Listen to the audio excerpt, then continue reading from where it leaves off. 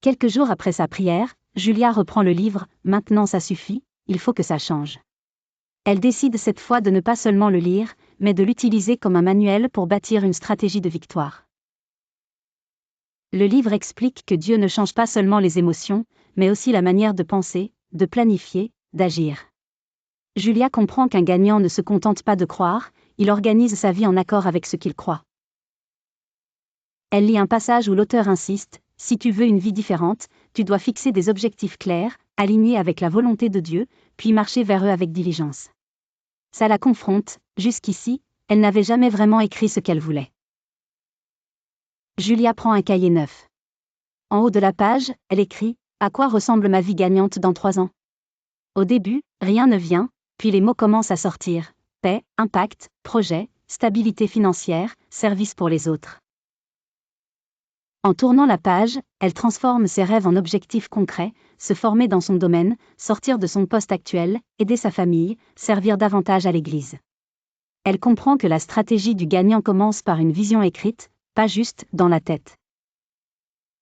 Pour ne pas rester seule avec ses bonnes résolutions, elle prend une décision courageuse, s'inscrire à un petit groupe de jeunes adultes dans son église, animé par une femme plus âgée, Maman Esther, connue pour son franc-parler et sa sagesse biblique. Le soir du groupe, Julia arrive en retard, hésitante. Autour de la table, d'autres jeunes partagent leurs combats, peur de se lancer, procrastination, manque de discipline, rêves enfouis. Elle réalise qu'elle n'est pas la seule à se sentir bloquée. Maman Esther ouvre la Bible et parle de l'importance de compter la dépense avant de bâtir une tour, prier, réfléchir, planifier, agir. Elle explique que la foi n'est pas l'ennemi de la stratégie, au contraire, la foi donne la direction, la stratégie organise le chemin. Après la réunion, Julia reste quelques minutes avec Maman Esther. Elle lui avoue, « J'ai l'impression d'avoir saboté ma vie pendant des années. J'ai lu ce livre du pasteur Castanou, mais je ne sais pas par où commencer pour changer vraiment. » Maman Esther sourit doucement, « Tu as déjà commencé. Tu as reconnu, tu as demandé l'aide de Dieu, tu es venu ici. Maintenant, on va mettre de l'ordre dans tout ça. » Elle lui propose de travailler sur 3 axes, relation avec Dieu, projet professionnel, gestion du temps.